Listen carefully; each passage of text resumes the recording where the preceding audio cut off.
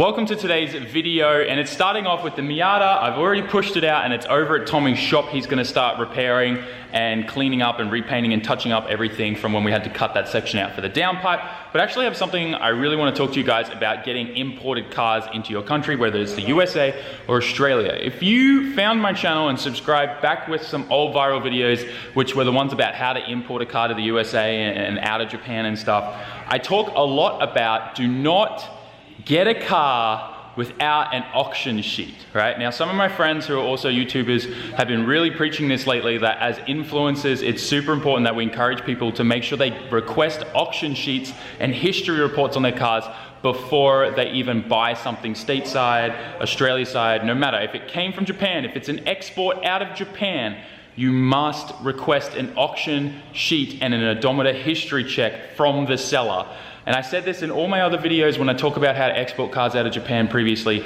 If the seller will not provide you one, they are doing something dodgy. And time and time again, I see stuff like this. Now, R grade, so it doesn't matter if the seller is transparent with you and you are fine buying an R grade. I just want to show you something that I really hated actually about Japan. It is very hard to get good bodywork in Japan and find the right people. Now, I'm not going to talk about which car this came off. It's none of Chris's or anything like that, but it's a car that's being worked on.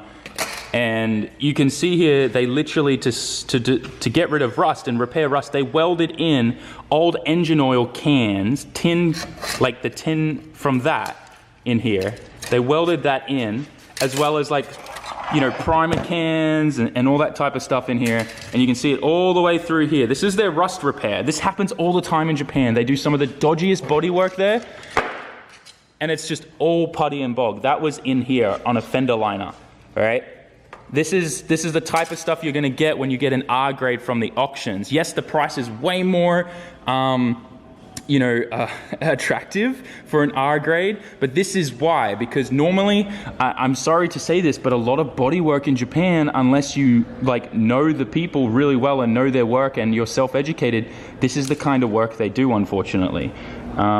It's sad and it sucks, and I've seen a lot of body repair guys do this kind of stuff to people's cars and still charge them what it would cost they took it to a legit place. So please be very, very careful out there with R grade car stuff, guys. Yes, the price is attractive, but expect to find stuff like this. If you're going wide body, that's okay. This was a rear fender arch, and yeah, just be super careful out there. Make sure your seller's being transparent with you. And as you can see, they didn't do proper rust repair because it all just came back all underneath it, all under the bog. Look at all of that. So please be very careful out there, guys. I can't stress this enough. Get your auction sheets, and if you want a car without rust, it can't be R grade. 3.54 is where you want it. So, yeah. So as I said, we got the Miata over at the body shop, and Gabe's currently working on that 32 that I was showing you the fender and stuff cut out of.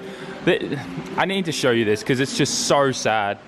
Like, see, they never even dealt with any of the original rust, and it's so bad.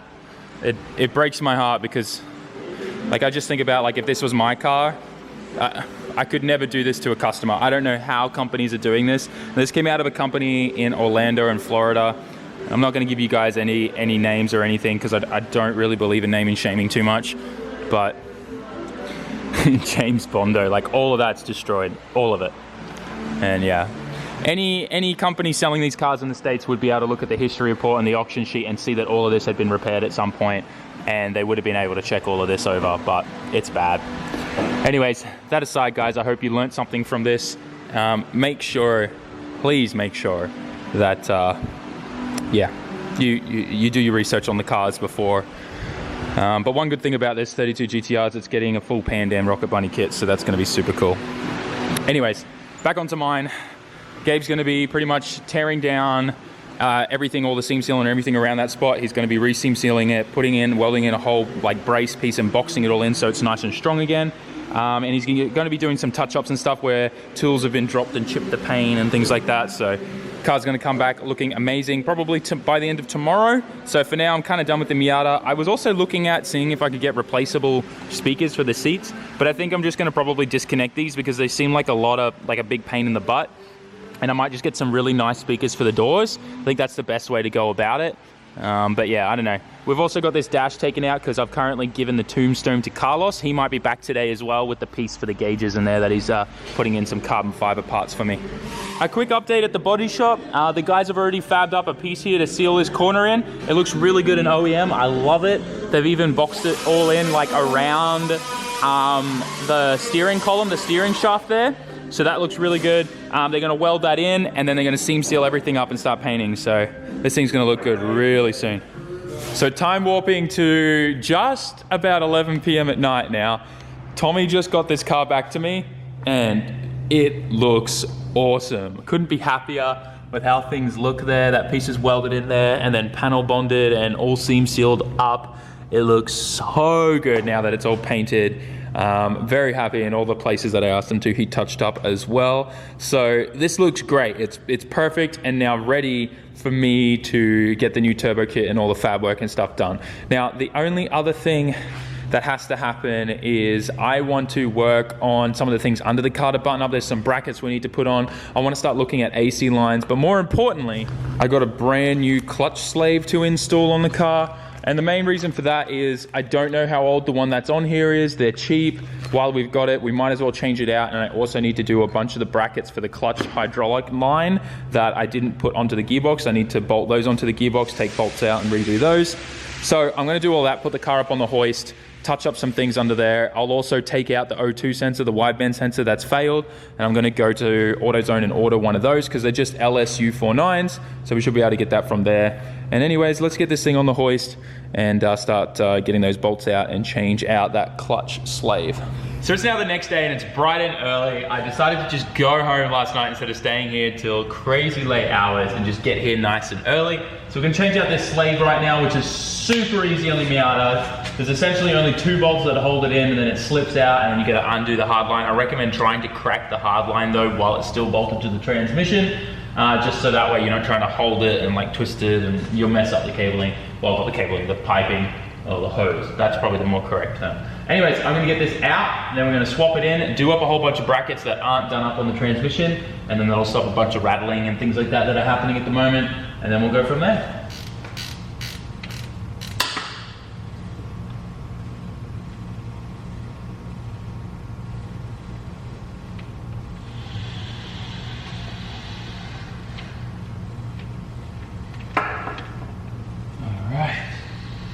Yeah, it's definitely been leaking. There's a bit of fluid on my hands and stuff from just touching it from under the boot here. So let's slide this out here.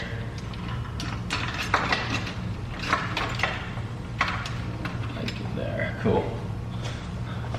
The reason why I recommend you slide this out is because the moment you undo this line, it's gonna leak a bunch of the clutch fluid or the brake fluid everywhere, and that is corrosive, like in the sense of it's stripping off all your paint. You can see that there's a bunch of fluid that's been dripping out of the boot here. So I'm glad I replaced this because it just would have ended up being a problem later on down the road. Now your goal is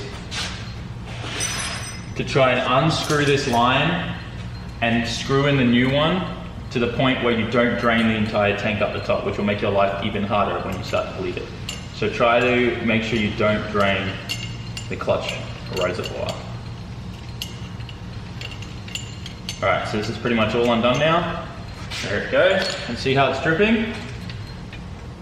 Before we drain it, we'll quickly screw this one in to the point where it's no longer leaking, which we've just done. So just a little bit of fluid was lost, which is not enough to drain the tank. Oh yeah, all right. Let me get some shop towels and clean up my hands because brake fluid is not nice. But I'll show you guys this really quickly. If you can see on camera, it was all leaking at the bottom of the boot here, so internally in the cylinder. From inside, the actual sleeve itself was leaking, so good to catch.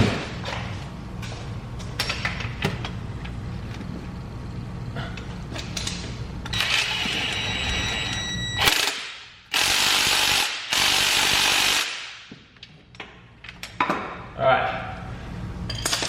One bracket back on. Jeez, this has taken a while.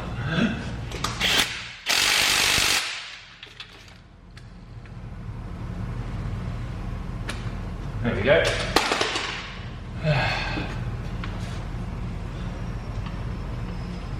Well, that took way longer than expected, but we are done, boys. Oh man, I just gotta put a little 10mm bolt in here which holds on this wiring loom. Pull up some of the old tape that's there, and we are done for now. Look how filthy my hand got just from trying to get that done.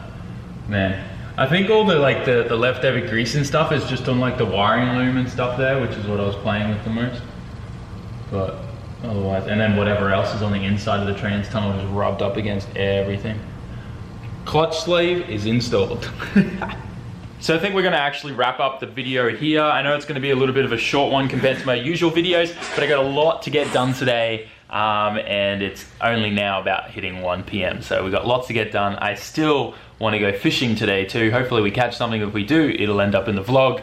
But yeah, I just need some time to chill out and relax, and fishing really helps me do that, go figure. Anyways, that aside, some more parts arrived today. We got some braided extended brake lines and stuff to go along with the angle kit. And there's some other things and stuff like that we need to bolt on and get finished up. The car is literally like pretty much at a standstill though, because we're waiting for the turbo so that then we can get our measurements and everything and fab everything up. We need to chop off the T3 flange and put a V-band on and all this kind of stuff. So we're literally waiting for that before we can finish everything and get this car done. It is killing me, the weight, but it's all out of our control, and you know, the whole pandemic's just caused a bunch of delays. That's really all it comes down to, and I'm sure everyone's experiencing issues like that all around the world. So there's no point complaining about it. But yeah, it'll get here soon, hopefully this week, and then we'll be able to finish this car up and give it to the new owner, which I got to make a call about. So yeah, thanks for that, guys. Smash the like button. I'll see you all in the next video. Write us a comment, subscribe. Peace out. Jamata.